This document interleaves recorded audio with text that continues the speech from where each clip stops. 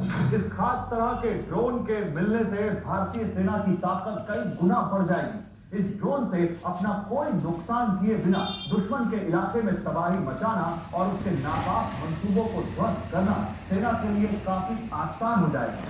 भारतीय सेना लगातार अपने बेड़े को मजबूत कर रही है। ऐसे में आत्मघाती ड्रोन पाकिस्तान और चीन जैसे दुश्मन के बीहड़ इलाकों में भी घुसकर दुश्मन की सेना का बड़ी आसानी के साथ सफाया करेगा। फिलहाल ये सुसाइड ड्रोन दो तरह के वेरिएंट्स में मौजूद है। दोनों ही वेरिएंट 60 से 90 मिनट तक उड़ान भर सकते हैं। इनका वजन करीब 9 किलो, 4500 मीटर ऊपर उड़ान भरने में ये सक्षम। इसमें रियल टाइम वीडियो बनता है, सर्विलांस और हमला करने में सक्षम।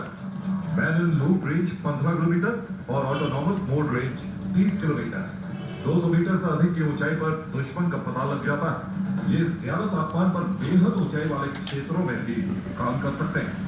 ड्रोन में कम आवाज और इलेक्ट्रिक प्रोपल्शन जो इसे एक साइलेंट किलर बनाता है। चाहे दिन हो या रात, इस ड्रोन को 24 घंटे ऑपरेट किया जा सकता है। 9 kg का वजन अपने आप में छोटा सा वजन है। तीसरा सबसे बड़ी बात जो इसकी सबसे बड़ी खासियत है, I think it has got a electric propulsion system. Electric होने की वजह से इसके अंदर आवाज मिनिमल आती है और इसी वजह से वो डिटेक्ट होने में मुश्किल है। उसकी जो शेप एंड साइज है वो इतनी छोटी और सटीक है कि वो अपने आप में डिटेक्ट नहीं हो पाता। इवन अप टू 200 मीटर आने के बाद वो वैसे भी डिटेक्ट नहीं हो सकता। और 200 मीटर से वो जब टारगेट्स को चूज करता है तो सिस्टम को एक तरीके से हम कह सकते हैं कि इलेक्ट्रॉनिक वॉरफेयर नहीं कर सकते। पारंपरिक मिसाइलों और सटीक हथियारों से अलग ये कम लागत वाला ऐसा हथियार है जिन्हें सीमा पर घुसपैठ करने वाले आतंकवादियों के ग्रुप को निशाना बनाने के लिए भी इस्तेमाल कर सकते हैं।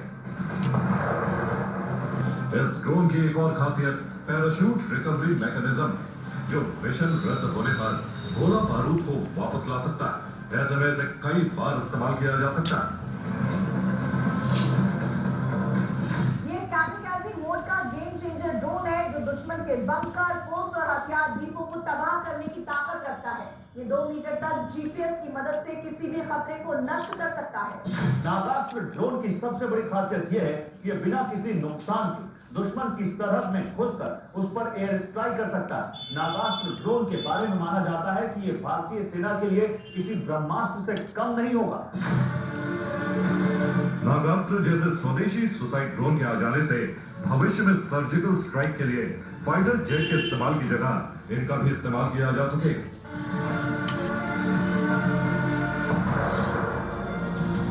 आपको साल 2019 की बालाकोट एयर स्ट्राइक याद होगी, जब पुलवामा का बदला लेने के लिए भारत ने पाकिस्तान की सीमा में घुसकर आतंकी संगठनों के ठिकानों पर एयर स्ट्राइक की। लेकिन नागास्त्र की ताकत मिलने के बाद एयर स्ट्राइक या सर्जिकल स्ट्राइक के लिए फाइटर जेट्स या भारतीय सैनिकों को सीमा पार करने की जरूरत नहीं पड़ेगी। यह आत्मघाती ड्रोन चुपके से आतंकियों के कैंप में जाकर उनका सफाया करेगा। नागास्त्र को एलओसी और एनएसी पर दुश्मनों की साजिशों को नाकाम करने के लिए तैनात किया जा सकता है। भारत की ड्रोन शक्ति लगातार बढ़ रही है। भारत के पास आज 180 से ज्यादा बेहतरीन और घातक ड्रोन है। इनमें सबसे ज्यादा ड्रोन इजराइल से खरीदे गए, लेकिन भारत के स्वदेशी ड्रोन की भी आज ग्लोबल डिमांड हो रही है। डीआरडीओ कई सुपर स्वदेशी ड्रोन्स को विकसित भी कर चुका है, जिसमें तपस, घातक, रुस्तम, इंपीरियल ईगल और नेत्र के बाद अब नागास्त्र जैसे बेहतरीन ड्रोन शामिल हैं।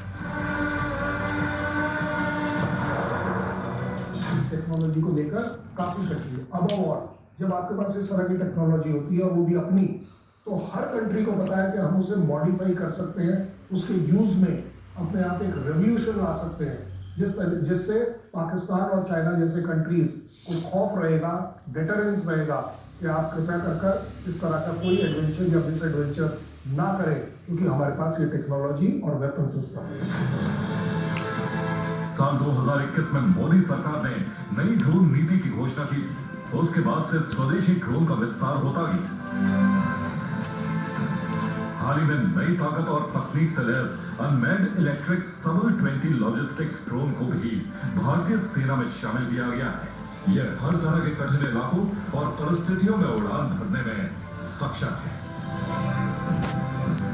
देश की स्वदेशी ड्रोन शक्ति का ही कमाल है कि आज भारत के ड्रोन और हथियारों की दुनिया भर में मांग हो रही है। अंजू निर्वाण के इनपुट के साथ ब्यूरो रिपोर्ट, TV9 भारत वर्ष। और आगे बढ़ते हैं। अब उस ट्रेन के बारे में आपको रिपोर्ट दिखाते हैं जिसे चीन बना रहा है। ये कोई आम ट्रेन नहीं है, बल्कि विमान से भी तेज दौड़ने वाली ये ट्रेन होगी।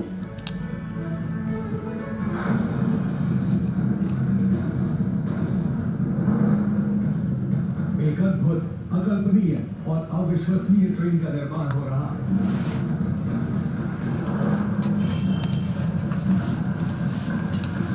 ये दुनिया में अपनी तरह की पहली और इकलौती ट्रेन होगी।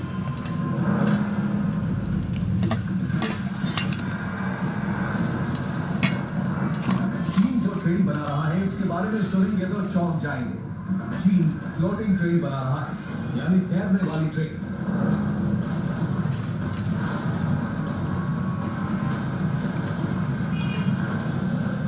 ये रेलवे ट्रैक पर नहीं चलेगी, बल्कि वैक्यूम ट्यूब में रफ्तार भरेगी, कुछ इस तरह।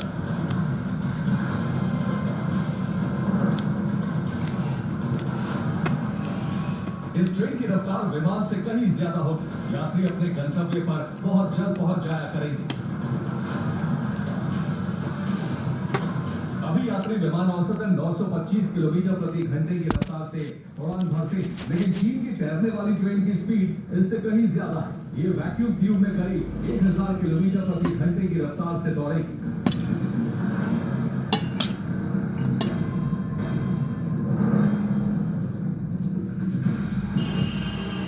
मतलब ये कि अगर ये ट्रेन भारत में चले तो दिल्ली से मुंबई सिर्फ 1 घंटा 15 मिनट में पहुंचा देगी।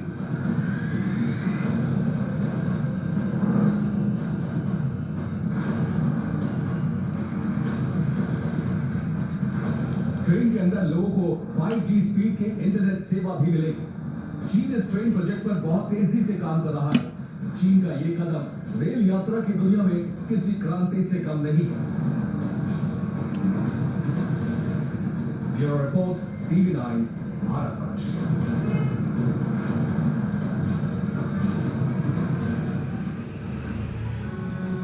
और एक बहुत बड़ी खबर आ रही है। प्लेसेस ऑफ वर्शिप एक्ट पर 12 दिसंबर को सुप्रीम कोर्ट में सुनवाई होगी।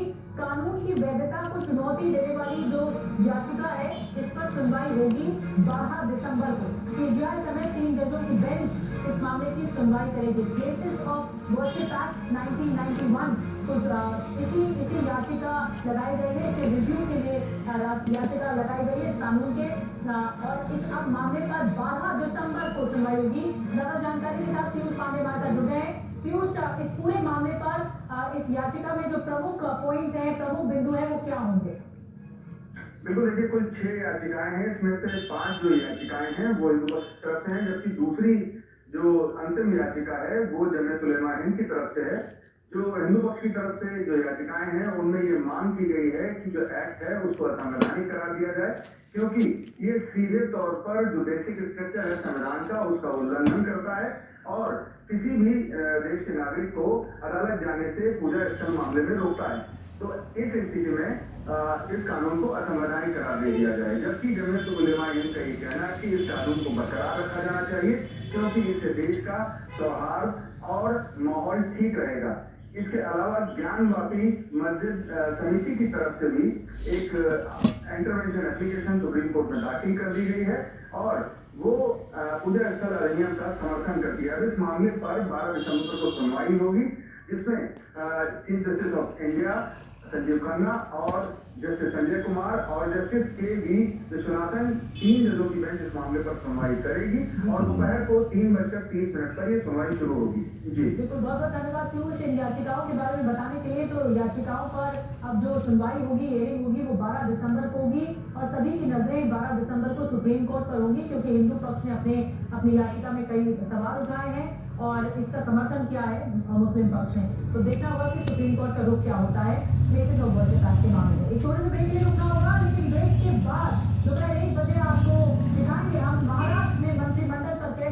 मंथन की शुरुआत हो चुकी।